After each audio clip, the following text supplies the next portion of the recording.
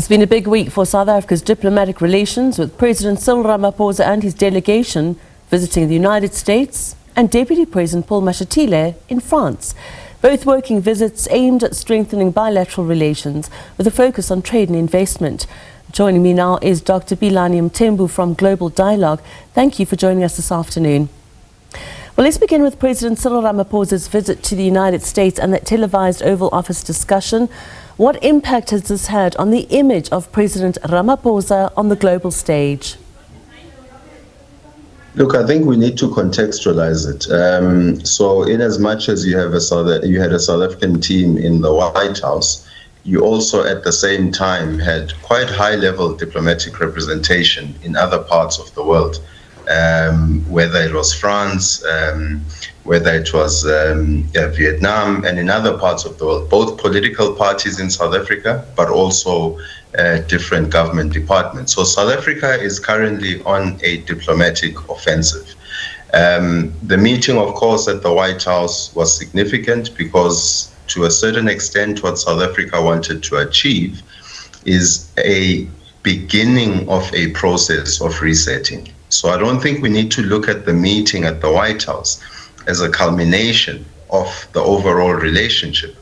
This is really the beginning of a reset process between South Africa and the United States, which on the one hand, yes, sought to dispel some of the misinformation about the country, but at the same time to also showcase, I think, what South Africa and the US are able to do when it comes to the economic dimensions of the relationship. So it shouldn't be seen as a culmination, it should be seen as the beginning of a process. We've already heard that, of course, President Trump is reconsidering an earlier position on whether he should attend or not attend the G20 summit.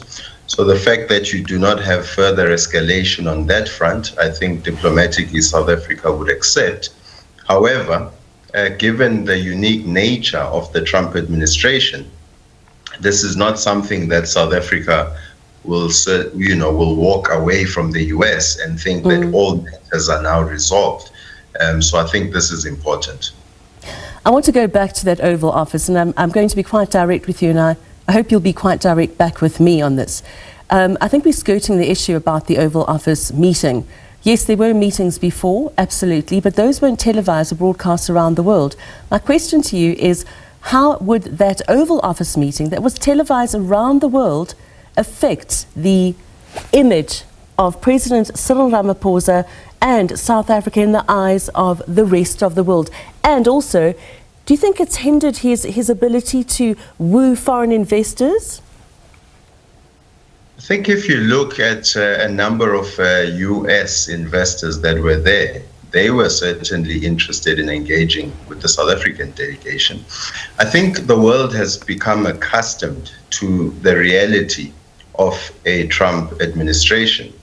So in as much as the White House did change the schedule, what is important is that we have already seen other heads of state essentially being put under pressure in front of US and world media. The South African delegation would certainly have known that this was not going to be a smooth meeting, but what they would have wanted from the meeting is to prevent a further de-escalation.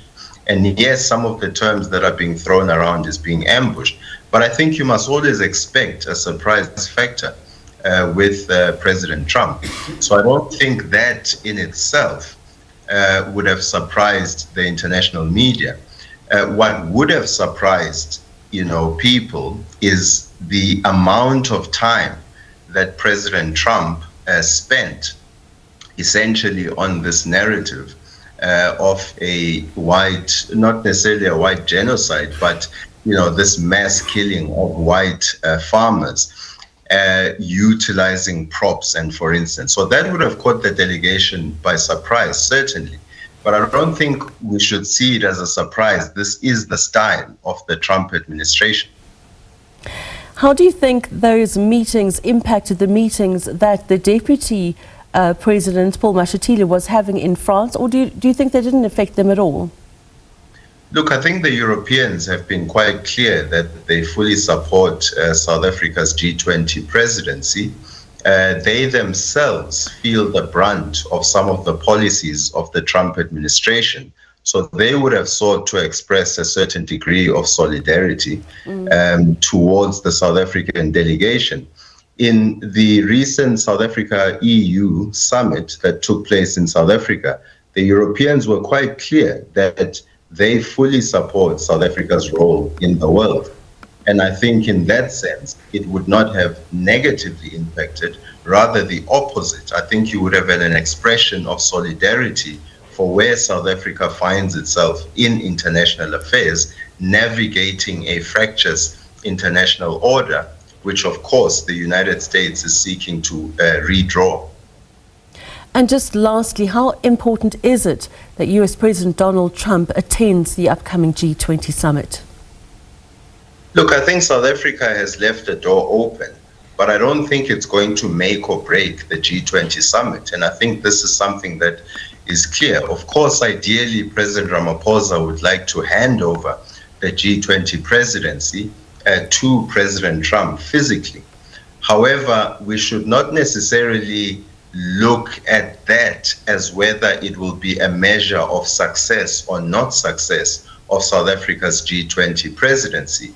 South Africa needs to continue to engage other G20 members, both in the Global South and the Global North. It needs to proactively engage with the African Union and its African partners, but also middle powers in the Global South and North, so that if the United States chooses to not attend, because of course President Trump can change his mind at any time, if the US chooses not to attend, then the agenda of the G20 should continue and not necessarily be constrained by the positions of any one single country.